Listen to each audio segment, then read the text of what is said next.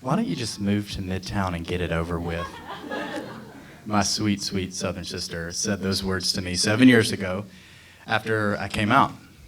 And at the time, those words cut me like a knife. I can laugh about them now, but in that moment, I was having a hard time with my identity. I was having a hard time with thinking about what anyone else would think of me, especially my dad.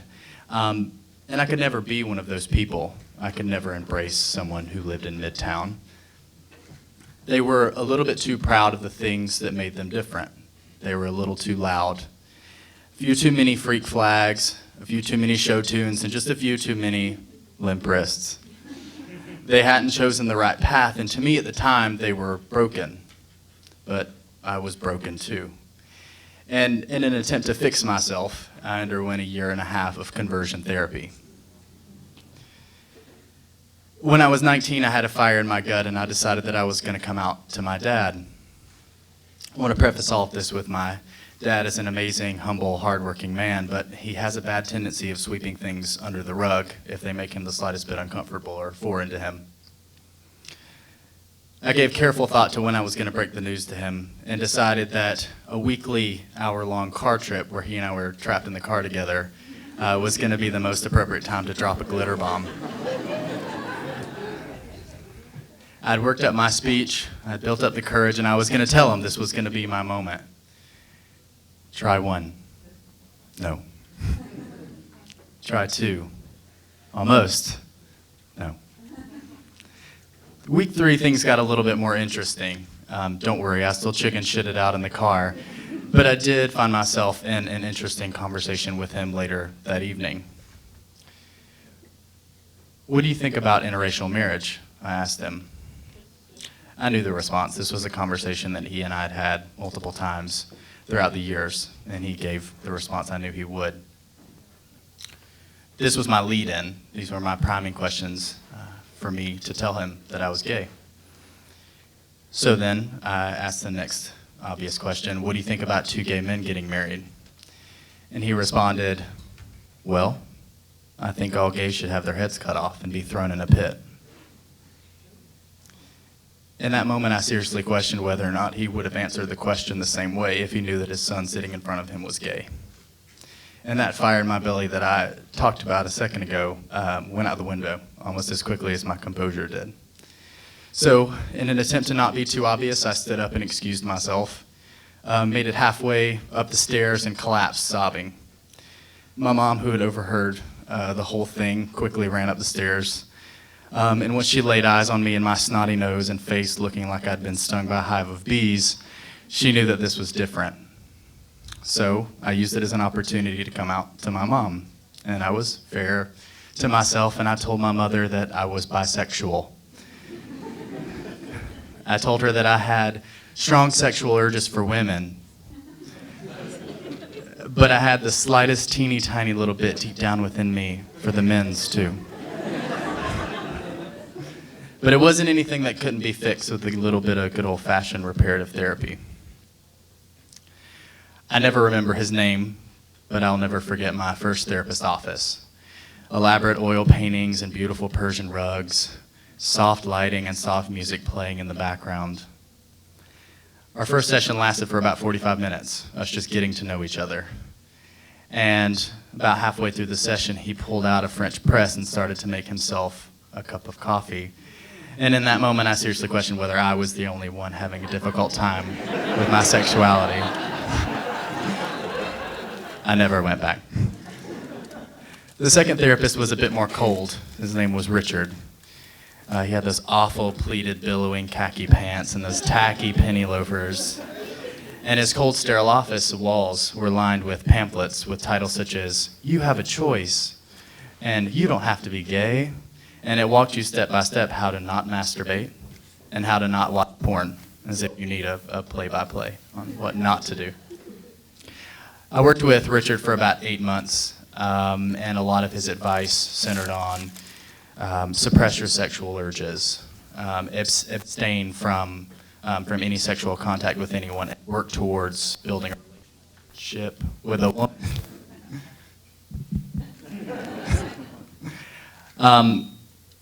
I worked with him for about 8 months, as I said, and in that time, a fire built up inside me again, and I knew that something was wrong. I knew that having to confront this every single week, it had become more normal to me. I was able to accept it and look it in the face, and something that had been so foreign to me, my sexuality, I was finally able to look it in the face. So after only listening to that for about 8 months, I finally gave up and took a hiatus from Richard. Strong was the last name of my third and final therapist. She had actually registered with the group of reparative therapists, not that she had intentions to help fix young LGBTQ individuals, but she was infiltrating the group to try to save people. Within our first session, I knew that she was different. She looked me square in the face and asked me the question, "What do you want?" "I want to be straight." And words that had carried such gravitas and ambition and confidence before didn't carry much weight in her office. She responded calmly, "I want to help you become comfortable in your skin." And comfortable I became. After working with Julia for about a year, I was finally able to say aloud in her office, "I'm a gay man." But that confidence, unfortunately, only existed in her office. I hadn't come out to any friends, much less any close family, and my mom still thought I was bisexual. I don't know if she actually thought that. She probably knew I was gay the whole time. I had a conversation with Julie that I'll never forget in the moment she decided that it was high time that I come clean to my mom. I had the very easy conversation with my mother. She's wonderful. "Hey, Mom." And from that conversation, I then decided that I was going to come out to my dad. "I'm just mad you didn't feel like you could tell me sooner," my dad said, in the exact same spot where he had made the comment about beheading gays a year and a half before, and he wondered why I didn't feel comfortable coming out to him. The next few weeks were hell. My dad acted like he had seen a ghost. Any interaction that he and I had, my mother had to mediate. It was pretty terrible, and I came to the hard realization that I wasn't going to be able to live a true, authentic life unless I moved out. Over the next few years, I really found my voice.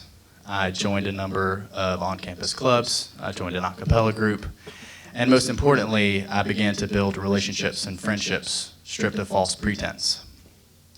And as I was off making all of this progress, unfortunately, my dad was left in the rearview mirror. He stayed behind and continued to disregard my choice. Trips back home quickly became trips back into the closet. My dad's favorite conversation topic was my first roommate in Atlanta, Dana. "When are you going to bring her home to meet the family? Is it hard living together?" As if there was some unspoken sexual tension between Dana and I. When in reality, the only tension that ever came up between us was if one of us had shampooed our hair too long in our shared bathroom that morning.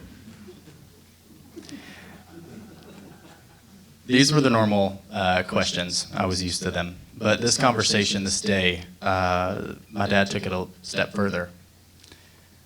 "When are you going to propose?"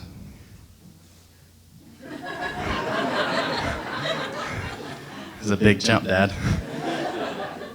And in that moment, 1,000 emotions, words, feelings, years of progress and shame flooded into my mind. Was he able to see things through my eyes? Had he acknowledged the years when I needed his love and acceptance the most? It just wasn't there. Had he even tried to acknowledge the man that I had become? So as I said, in that moment, a lot of anger, frustration, a slew of emotions flooded my brain. And in that moment of anger and frustration, an overwhelming calm and sense of clarity came over me. And I leaned in and looked him dead in the face and said, "Was I going to propose? Not unless Dana has a dick."